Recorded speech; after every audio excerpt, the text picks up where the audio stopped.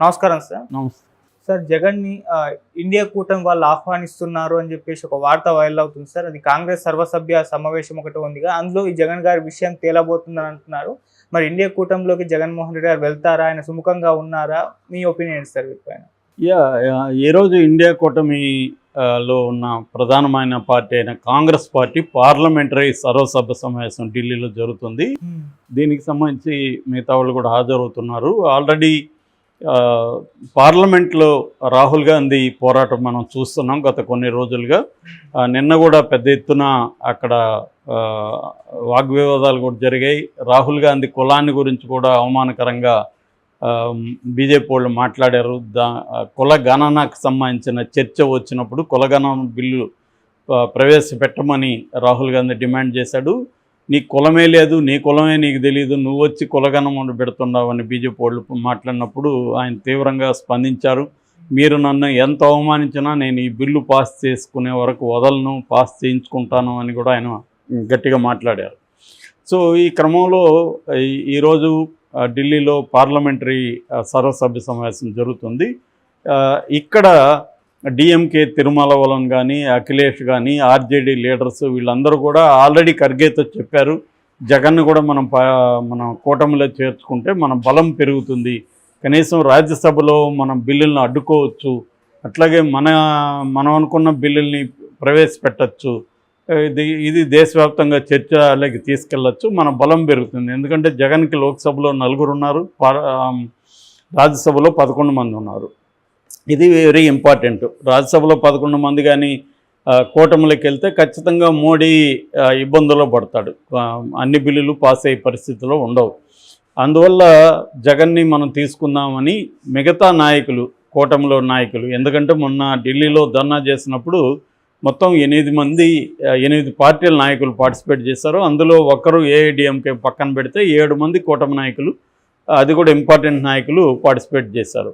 కాబట్టి ఇప్పుడు వాళ్ళందరూ కాంగ్రెస్ని డిమాండ్ చేస్తున్నారు, మీరు కూడా కన్సిడర్ చేస్తే మనం జగన్ని తీసుకుందాం అనేది వాళ్ళ ప్రతిపాదన. అయితే మరి జగన్ సుముఖంగా ఉన్నాడా లేదా అనేది రెండవ పాయింట్. జగన్ సుముఖంగా ఉన్నాడా లేదంటే జగన్కి ఆప్షన్స్ ఏమున్నాయి? ఆప్షన్స్ 2 ఉన్నాయి జగన్కి. ఒకటి మోడీతో ఉండి మోడీకి సపోర్ట్ చేస్తూ ఇంటర్న్ క్విడ్ ప్రోకోగా తనని జైలుకు పంపించకుండా మోడీ చూసుకోవాలి. ఇది ఫస్ట్ ప్రయారిటీ. ప్లాన్ ఏ అంటే ఇదే జగన్కి. ఎందుకంటే అధికారంలో ఉన్నది ఇప్పుడు మోడీ ప్రభుత్వం కాబట్టి మోడీ కానీ అనుకుంటే తాను జైలుకి వెళ్లకుండా ఉంటాడు. అందువల్ల ఫస్ట్ ప్రయారిటీ తను మోడీ వైపే వెళ్ళడానికే జగన్ చూపిస్తాడు. కానీ మోడీ నుంచి అటువంటి సిగ్నల్స్ ఏమీ కనిపించట్లేదు జగన్కి ఇప్పటివరకు. ఇన్సైడ్ ఏం జరుగుతుందో మనకు కరెక్ట్గా తెలియకపోయినా ఓవరాల్గా చూసుకున్నప్పుడు మోడీ నుంచి ఎటువంటి సిగ్నల్స్ లేవు. ఎందుకంటే మోడీ, నేను ఆల్రెడీ 2-3 వీడియోల్లో చెప్పాను, మోడీ జగన్ ఎందుకు కాపాడాలి? ఒకే ఒక్క కారణం, రాజ్యసభలో 11 మంది ఉన్నారు, ఆ సభ్యుల అవసరం మోడీకి ఉంది కాబట్టి కాపాడాలి.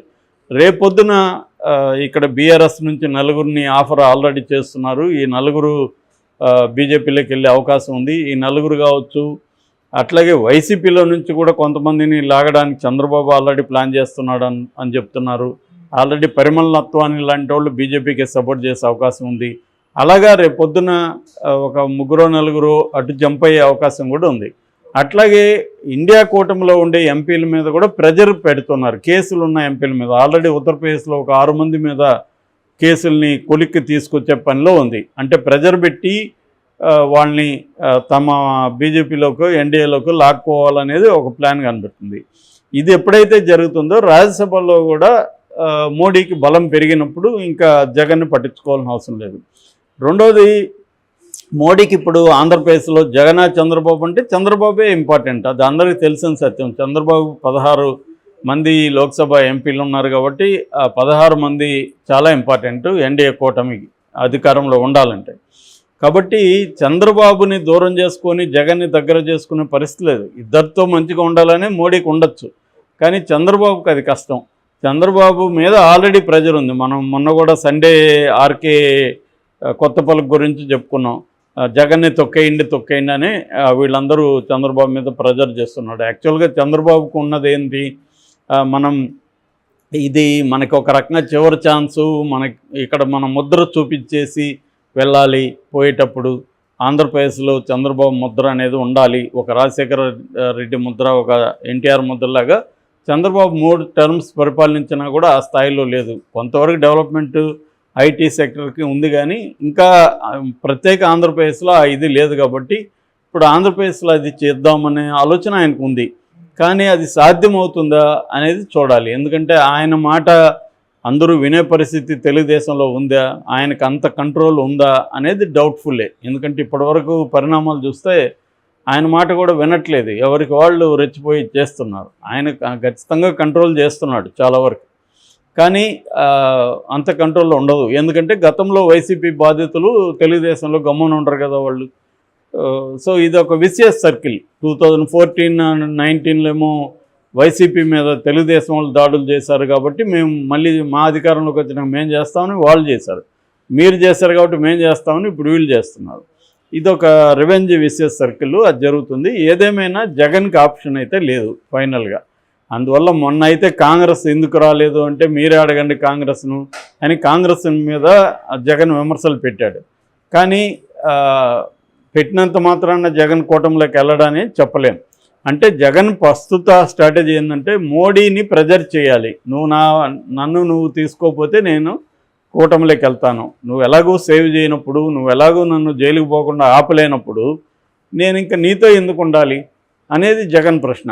నీతో ఉన్నా జైలుకి వెళ్తా, నీతో లేకపోయినా జైలుకి వెళ్తా అన్నప్పుడు నీతో లేకుండా కూటమిలో ఉంటే కనీసం నా కూటమి మద్దతు ఉంటుంది. రెండోది 2029లో కూటమి అధికారంలోకి వచ్చే అవకాశం ఉంది. కాబట్టి నేను ఇప్పటి నుంచి కూటమిలో ఉంటే ఒకవేళ ఇబ్బందులు బాధలు ఎదుర్కొన్నా కూడా ఎట్లాగూ తెలుగుదేశం ప్రకటించిన హామీలు ఇవేమి నెరవేర్చలేరు కాబట్టి మళ్ళీ నెగిటివ్ ఇది వస్తుంది. అప్పుడు మనం ప్రజల్లోకి వెళ్ళగలిగితే మళ్ళీ మనకి ఉంటుంది అనేది జగన్కు ఉండే ప్లాను. ఒకవేళ మళ్ళీ కూటమి అధికారంలోకి వస్తుంది అనుకున్నప్పుడు కూటమిలో ఉన్న జగన్ మీద సీరియస్ చర్యలు తీసుకోవడానికి చంద్రబాబు కూడా భయపడచ్చు. ఎందుకంటే మళ్ళీ రేపు కూటమి అధికారంలోకి వస్తే ఇక్కడ జగన్ వస్తే చంద్రబాబుని లోకేష్ని కూడా అప్పుడు జైల్లో పెట్టే అవకాశం ఉంటుంది. సో ఇవన్నీ చంద్రబాబు కూడా ఆలోచించుకోవచ్చు. ఆ విధంగా ప్రెజర్ చేయడానికి ఇప్పుడు జగన్ ట్రై చేస్తున్నాడు. ఇది కుదరనప్పుడు ఈ ప్రెజర్కి మోడీ లొంగకపోతే ఖచ్చితంగా జగన్ కూటమిలోకి వెళ్ళే అవకాశం ఉంది. అతనికి వేరే మార్గం అయితే లేదు. ఎవరికైనా మనం ఆలోచించాల్సింది వాళ్ళు ఏం ఆలోచిస్తున్నారంటే వాళ్ళకున్న సిచ్యువేషన్ బట్టి మనం అంచనా వేయచ్చు. ఎందుకంటే అతనికి ఆల్రెడీ 20 కేసుల వరకు ఉన్నాయి. ఈడీ ఉంది, సిబిఐ ఉన్నాయి, పాతవి కాంగ్రెస్ పెట్టింది అవి. సో ఆ కేసులు ఉన్నాయి. ఆ కేసుల్లో శిక్ష పడే అవకాశం ఉంది. కొత్తగా ఇప్పుడు లిక్కర్ స్కామ్లో ఈడీని ఎంటర్ కమ్మని చంద్రబాబు అడుగుతున్నాడు. లిక్కర్ స్కామ్లో కానీ ఈడీ ఎంటర్ అయితే లిక్కర్ స్కామ్ 1 lakh crores 100 కోట్ల ఢిల్లీ లిక్కర్ స్కామ్లోనే ఎంత దాదాపు 50 మందిని ఇరికిచ్చారు. పదుల సంఖ్యలో అరెస్టులు జరిగాయి. ఒక సీఎం అరెస్ట్ అయి ఉన్నాడు, డిప్యూటీ సీఎం జైల్లో ఉన్నాడు, కవిత జైల్లో ఉంది. ఈ స్థాయిలో 100 కోట్ల స్కామ్లోనే మోడీ ఆ స్థాయిలో ఉంటే ఇది 1,00,000 కోట్ల స్కామ్ అని వీళ్ళు చెప్తున్నారు, ఆరోపిస్తున్నారు. దీంట్లో ఇంకా ఏ స్థాయిలో ఉంటుంది? కాబట్టి ఈడీ ఎంటర్ అయ్యి పిఎంఎల్ఏ చట్టం కింద జగన్ కానీ లోపల పెడితే కనీసం ఒక 1 year అయితే జగన్ బయటకు వచ్చే పరిస్థితి ఉండదు. 1 year జైల్లో ఉంటే జగన్కి ఖచ్చితంగా వైసీపీకి ఇబ్బందులే. ఎందుకంటే గతంలో ఉన్నట్టు ఇప్పుడు లేదు వైసీపీ. అప్పుడంటే ఫ్యామిలీ సపోర్ట్ జగన్ కొనింది, కొంతమంది నాయకులు గట్టిగా ఉన్నారు. ఇవాళ నాయకుల్ని కూడా అందరినీ లోపలేస్తారు లేదా వేరే పార్టీలకి తరిమేస్తారు. సో ఈ సిచ్యువేషన్లో జగన్ ఖచ్చితంగా తనకున్న ఆప్షన్స్లో కూటమిలోకి వెళ్ళే అవకాశం ఉంది. కూటమికి కూడా జగన్ అవసరం ఉంది ఇవాళ. కాబట్టి గతాన్ని మర్చిపోయి కాంగ్రెస్ కూడా జగన్ని ఆహ్వానించే అవకాశం ఉంది. కాంగ్రెస్ పెద్ద ఇబ్బంది ఏమి ఉండదు జగన్ని పిలవడానికి. ఓన్లీ ఏంటంటే షర్మిల ఇక్కడ ఇబ్బంది. షర్మిల కథ కూడా ఏంటంటే ఆమె కాంగ్రెస్ మీద ప్రేమతో ఏమి చేరలేదు. కాంగ్రెస్ ఆమెకు ఉపయోగపడింది తన పర్సనల్ గ్రెడ్జ్కి.